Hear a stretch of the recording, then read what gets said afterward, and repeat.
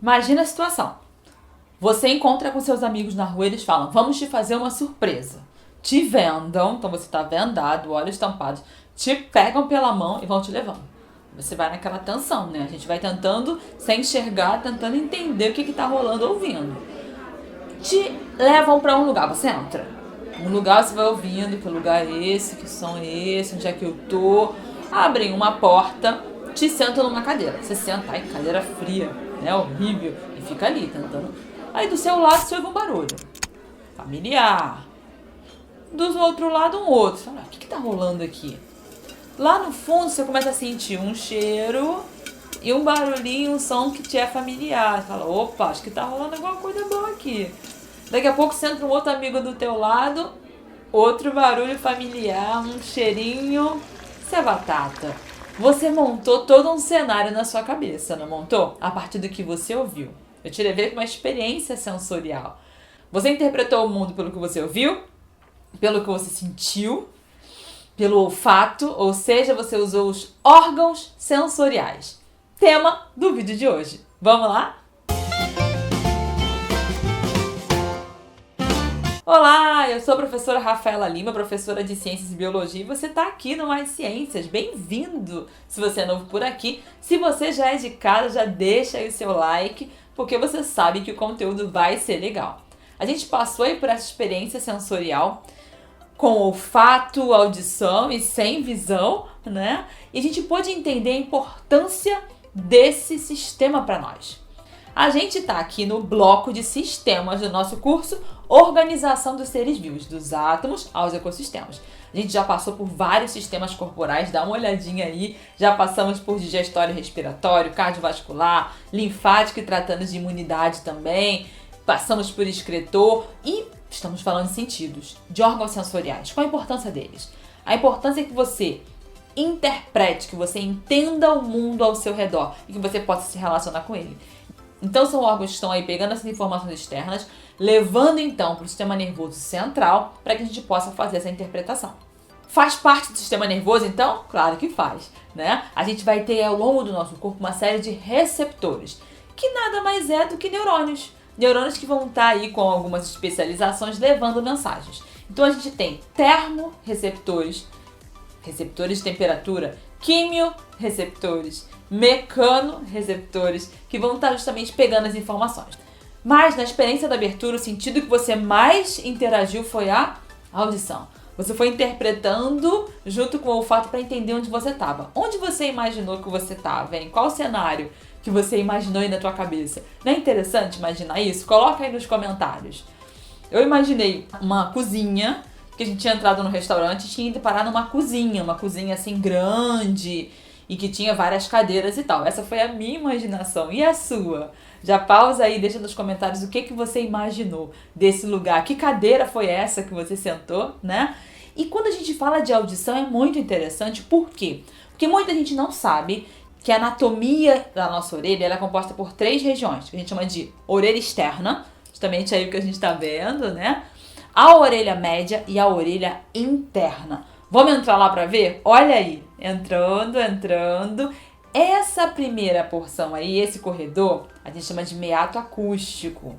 Depois você repare que ele tem uma membraninha que é o tímpano, ou membrana timpânica, ligada a 3 ossículos, ossos muito pequenininhos, são esses aí. A gente chama de martelo, bigorna e estribo, que estão ligados a essa região chamada janela oval, que está aí na cóclea.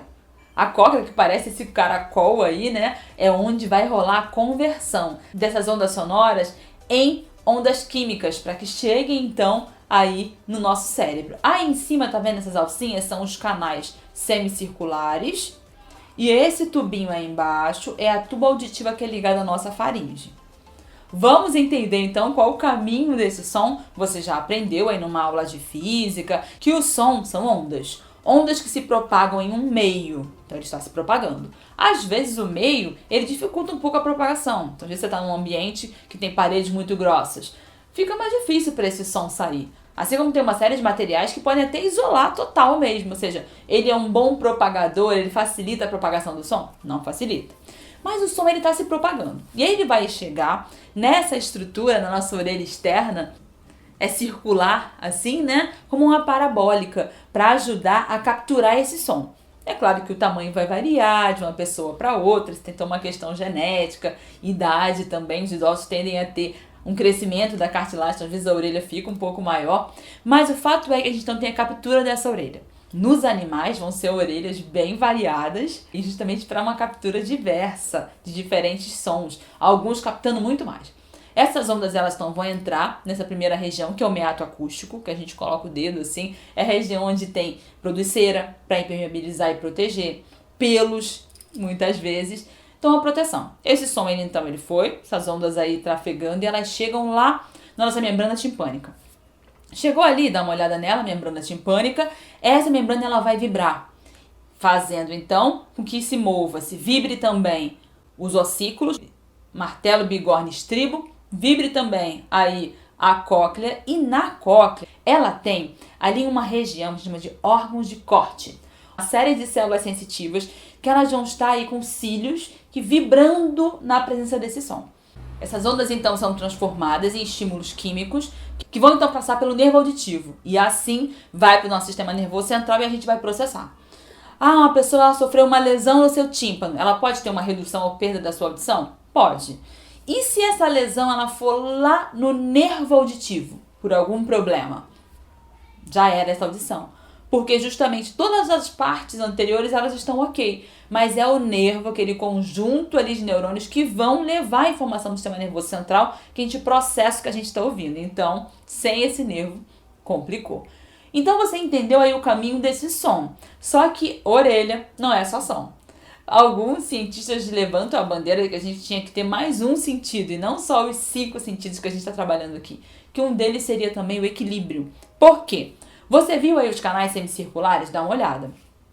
Essas abinhas aí, essas 3 abinhas, são os canais semicirculares, também chamado esse interior de labirinto, de tão complexo que é essa região. Eles têm ali uma série de líquidos e uma série de estruturas sólidas que vão ter o propósito de informar ao nosso sistema nervoso central a posição do nosso corpo.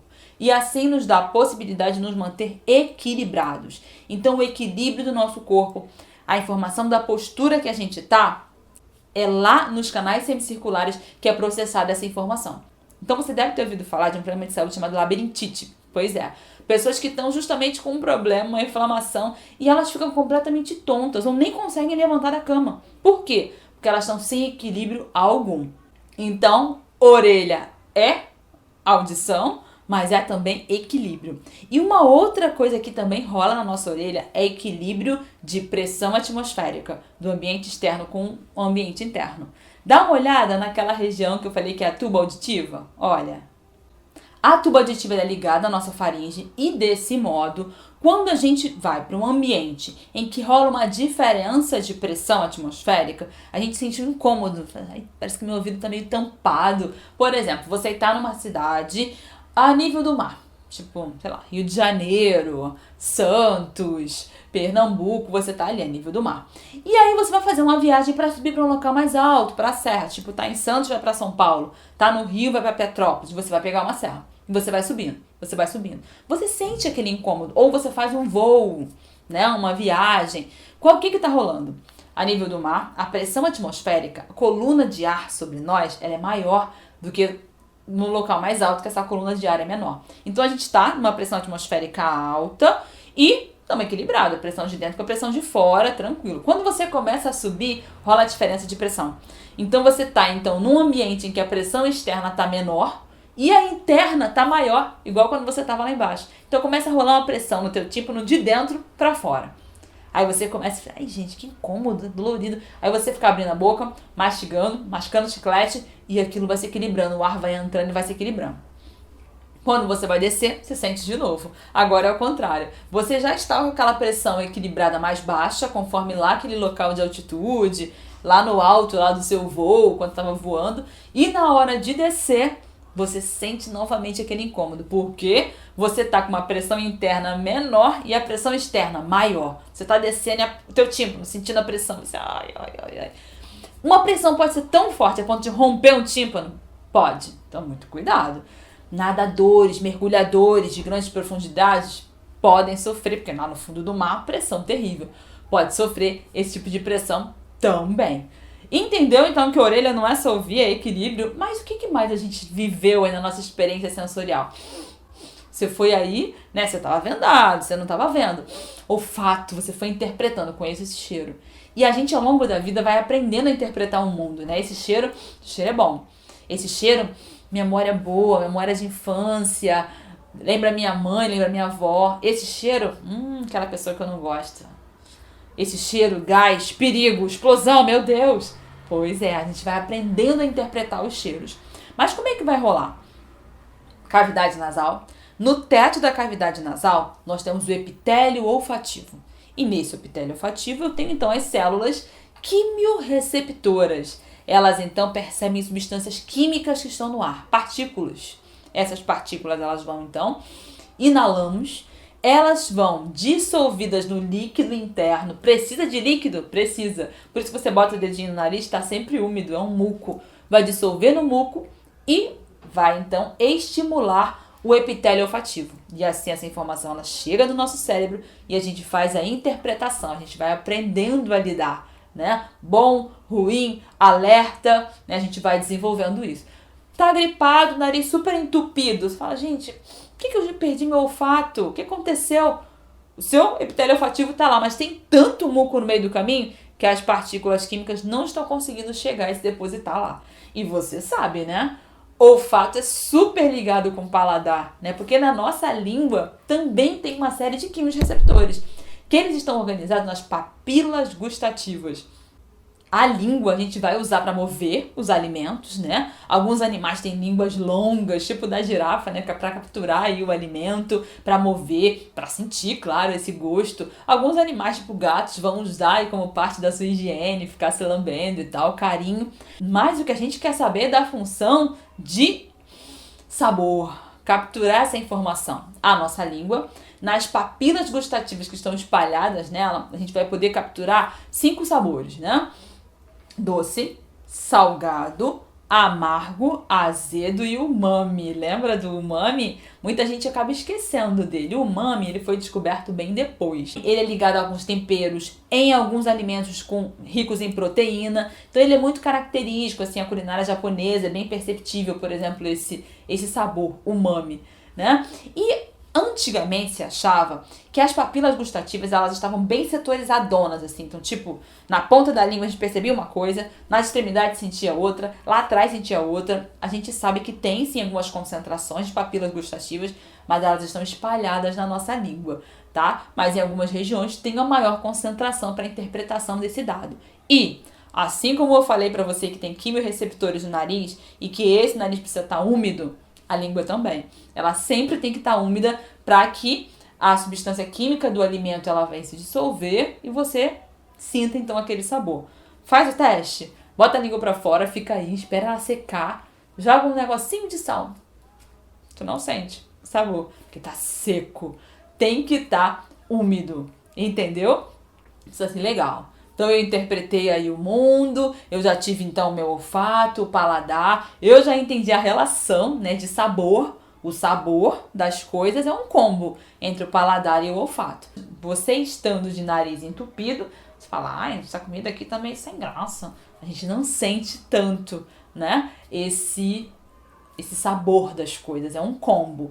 E uma observação interessante, os idosos, eles têm uma perda de olfato e de paladar. Por isso que às vezes os idosos eles querem botar bastante tempero, bastante sal, muito perfume, porque ele não tá sentindo tanto quanto você que é jovem. Assim, tá, mas e a visão? Na nossa experiência, você estava vendado, você não estava interpretando o mundo. O que estava faltando para você? O que estava faltando era a possibilidade da luz chegar para que você interpretasse o mundo. Visão é totalmente relacionada com luz. Vamos entender a anatomia do olho? Olha aí o olho. Interessante, né? Que ele tem 3 grandes regiões. A esclerótica, essa mais externa, aí forma esse branco dos nossos olhos. Abaixo dela, a coroide, que é ricamente vascularizada e forma a íris, que é o que dá a coloração aí para os nossos olhos, castanho, azul, verde. E a mais interna, retina, onde há a formação da imagem. E você tá vendo nessa ponta aí, esse furinho aí, é a passagem para a entrada do ar, é a pupila. Então precisa essa passagem de luz para que se forme então a imagem e essa informação chegue para o nosso sistema nervoso central, para o nosso cérebro. Assim, legal, dei uma olhada ali no olho, né? Qual vai ser esse caminho? A gente tem de forma bem externa ao nosso olho uma membrana chamada de conjuntiva. Já teve uma conjuntivite? Se já teve, deixa aí nos comentários. Às vezes uma conjuntivite bacteriana, viral, uma sensação de areia nos olhos, é nessa membrana bem externa. Sob ela tá então a membraninha chamada de esclerótica, que tá essa parte que é a parte do branco dos olhos, né?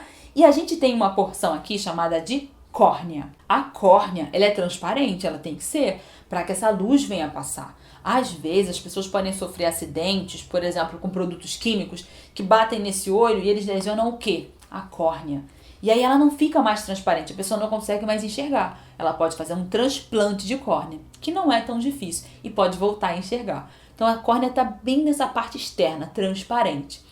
Entrou então a luz rompeu, atravessou a córnea e abaixo vai estar o quê? Vai estar o colorido dos olhos. No meu caso é um castanho bem escuro, outros é quase um preto, um verde, um azul meio claro, caramelo assim. É a íris, que faz parte da coroide, né? É essa parte colorida dos olhos. Vai variar de acordo com a genética de cada um. Mas no meio tem a pupila. A pupila, que é esse orifício que ele pode dilatar e reduzir para a entrada dessa luz. A gente estudou aí na aula do sistema nervoso, a gente falou sobre a adrenalina, a emoção, que interfere, faz a nossa pupila dilatar. A paixão, a pupila dilata. Tá no ambiente escuro, essa pupila ela vai então dilatar para capturar mais luz. Tá no ambiente muito claro, muita luz, a sua pupila se contrai para controlar essa entrada de luz. E aí quando essa luz passou, adequada ali por essa pupila, ela então vai passar por uma região chamada de lente ou cristalino. A lente vai ter a missão de realmente concentrar o que a gente está vendo, equilibrar o que a gente está vendo, como se dar um foco mesmo. Então essa lente saudável é super importante para que haja essa concentração aí do que a gente está vendo. Passando então aí dessa lente, desse cristalino, a gente tem o globo ocular, que ele é preenchido por dois líquidos, que é o humor aquoso e o humor vítreo. Eles dão essa estrutura do olho e funcionam como lentes líquidas para que essa luz ela venha passar. Se eu tiver problemas nesse líquido, eu posso sim perder a minha visão. Então são problemas que podem afetar aí os nossos olhos. E nesse globo ocular, se ele estiver mais encurtado, mais alongado, também. A luz passou por esses líquidos, humor aquoso, humor vítreo, e chegou lá no fundo. Dá uma olhada de novo para você relembrar. Retina. Lá na retina que essa imagem ela é formada. E o mais interessante, invertida, de cabeça para baixo. Na retina, nós temos dois grupos de células, os cones e os bastonetes. Vão ser ativados aí pela presença da luz. E os cones vão estar passando a interpretação das cores. E os bastonetes, a sensibilidade à luz e o claro e escuro. Se você tiver, por exemplo, uma má alimentação com falta de vitamina A, você pode ter um problema chamado cegueira noturna. Não é que você está cego, é que à noite, como seus bastonetes não estão saudáveis, você não consegue capturar tão bem a luz. E pessoas que nascem com menos cones ou sem alguns cones, por exemplo, não tem o cone para o vermelho. Ela vai interpretar o vermelho, enxergar o vermelho? Não vai. Os daltônicos, por origem genética aí. Assim, interessante. Essa imagem, então, que se formou na retina, ela passa pelo nervo óptico e chega no nosso cérebro. E se rolar uma lesão feroz no nosso nervo óptico? E não podemos deixar de fora a pele. Estamos falando de tato. O tato é o que vai aí nos dar as informações do que a gente sente, de temperatura, do que encosta. E esses corpúsculos nervosos, eles estão aonde? Na derme, na nossa pele. Essa imagem é um corte da nossa pele. Então a gente tem a epiderme, a parte mais superior, avascular, então ela não tem sangue, e é inervada. Agora essa porção inferior, que é a derme, você vê que ela é ricamente vascularizada e ela tem aqui vários corpúsculos, concentrações de neurônios que vão interpretar diferentes informações. A gente tem então corpúsculos que a gente chama de termorreceptores, percebem frio, percebem calor. Então não venha me dizer que frio é psicológico. Não, a gente tem receptores de frio que vão dar essa interpretação pra gente. A gente tem também os mecanorreceptores que vão estar percebendo toques, tanto para toques muito leves, sabe? Quando passa nos pelos, olha o pelinho aqui, grosso, né? Quando passa nos pelos, ou um toque de pressão, percepção de pressão, a gente vai ter então corpúsculos diferentes na nossa pele para as diferentes informações que chegam a ela. Tato é importante? Muito importante. E onde a gente tem muito desses receptores, ou seja, muita sensibilidade? Ponta dos dedos, mão, pés, sola dos pés, lábio, língua. Temos bastante dessa percepção aí do mundo no que a gente toca, no que a gente sente. Daí a gente gosta tanto de beijo, de saborear as coisas, textura conta muito no que a gente gosta, né? E sempre tocando e interpretando o mundo. Tranquilo? Gostou da nossa viagem pelos 5 sentidos? Então a gente fecha o nosso vídeo de hoje e fica por aqui que tem mais nessa playlist. Já deixa aí o seu like, ó. Só por essa pele já merece um like. E até o próximo. Tchauzinho!